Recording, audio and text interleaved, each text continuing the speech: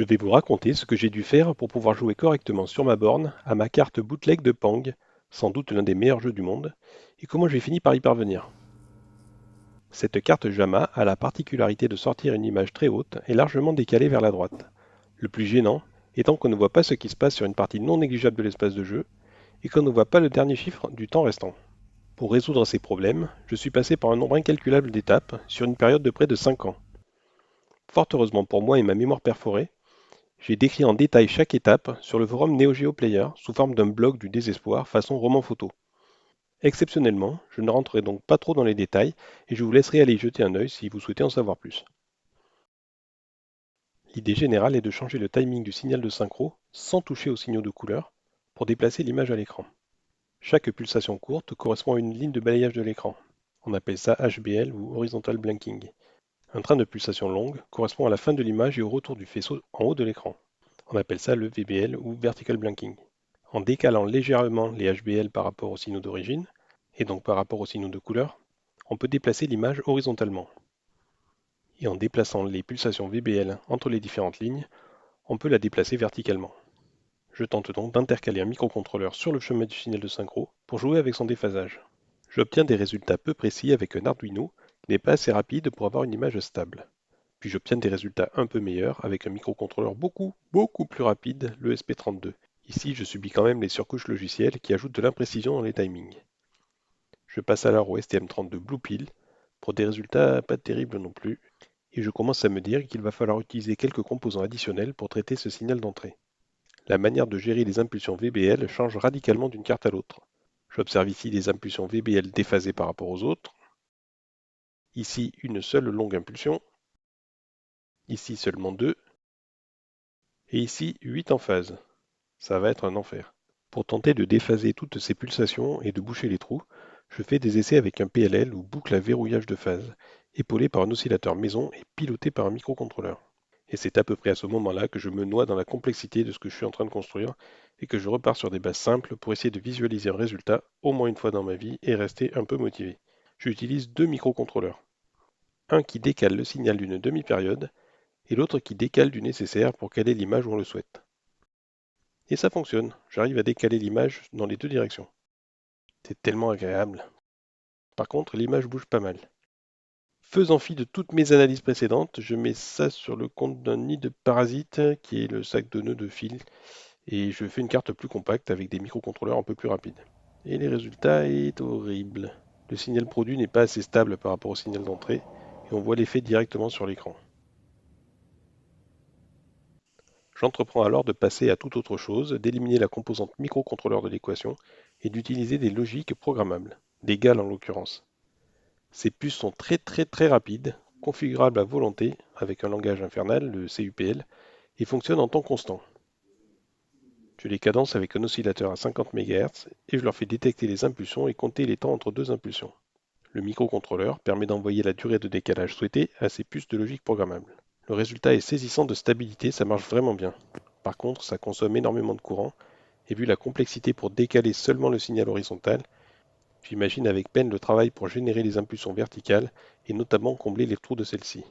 Emballé par la logique programmable, je me rabats donc sur le 14e plan B environ, soit à peu près le plan P, et j'achète un CPLD. Il s'agit d'une version largement améliorée de Megal, beaucoup moins gourmande et beaucoup plus puissante en termes de complexité des calculs possibles. Modernité relative oblige, on passe dans le monde des 3,3 volts. Je dois alors bricoler une carte qui vient se brancher sur la carte CPLD pour adapter le niveau des signaux qui arrivent en 5 volts. Puis me voilà à l'assaut d'un nouveau monde, celui du VHDL et des outils de la suite Quartus Prime d'Intel. Rien de super compliqué finalement. On écrit ses équations logiques et son automate, on le compile, et il est traduit en état de cellules composées de portes logiques, de multiplexeurs et de bascules. On peut ici aller voir comment sont câblées les broches d'entrée-sortie, et la manière dont le code est retranscrit en câblage logique dans la puce. Ici, une vue de près de la gestion d'un bit d'un compteur de pulsation de synchro. Pour gagner un peu de temps, Quartus vient avec un simulateur qui permet d'entrer des stimuli sur notre puce pour en observer les réactions. J'avance petit à petit en ajoutant des fonctionnalités jusqu'à ce que je regarde l'allure du signal issu d'une carte Neo Geo MV1B. J'observe alors de magnifiques doubles pulsations qui ruinent à peu près tout mon boulot, issu de l'implémentation de la version 480i du signal. Il se passe alors 3 années durant lesquelles je m'amuse avec tout ce qui me passe sous la main.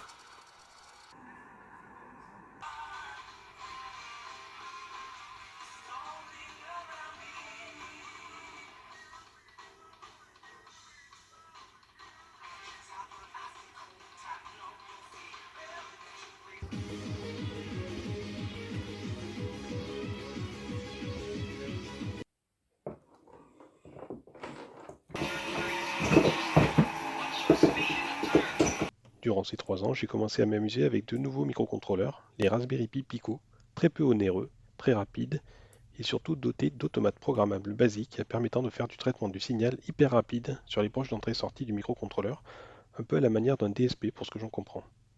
Après avoir joué avec une carte Pico, je prépare une mini carte 0 que je pourrais embarquer sur ma borne pour faire des essais grandeur nature.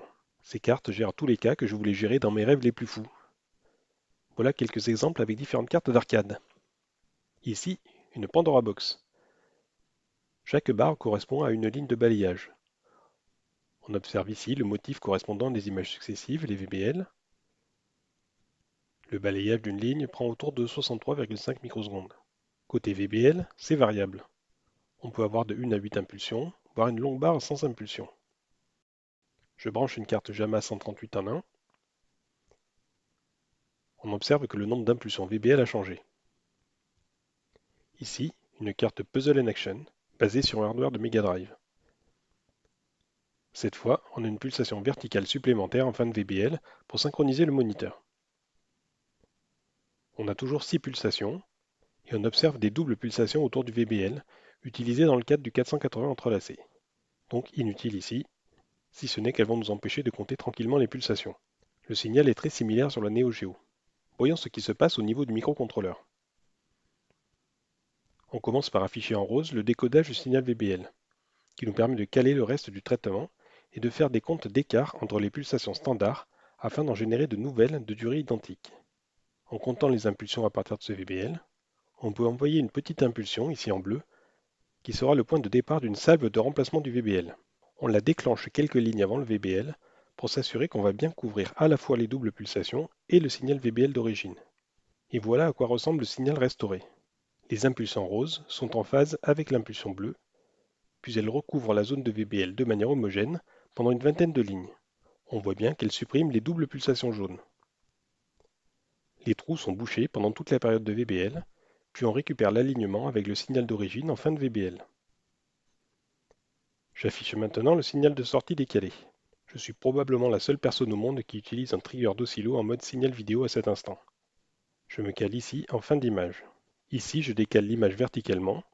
On voit le VBL qui se décale d'une ligne à l'autre. En regardant de plus près, je peux voir le décalage horizontal. Je superpose le signal généré avec le signal d'origine pour observer la gigue horizontale. Et je cale mes fronts descendants.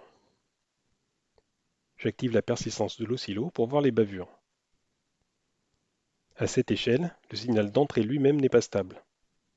En étant pessimiste, je prends 43 nanosecondes, gigue de signal d'entrée comprise.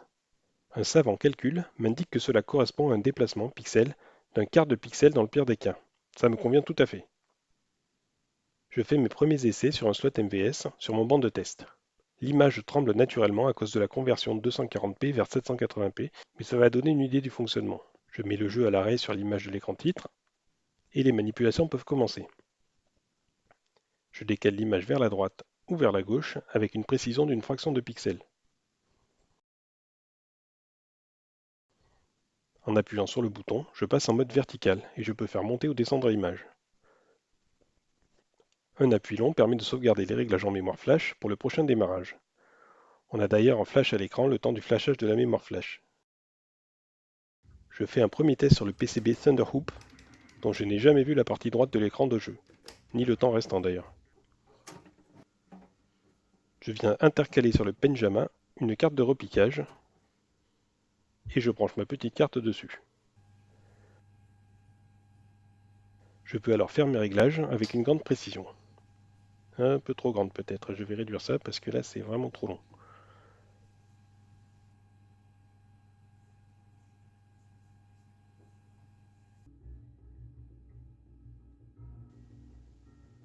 Et je vois enfin le bas de l'écran, le logo Gaelco.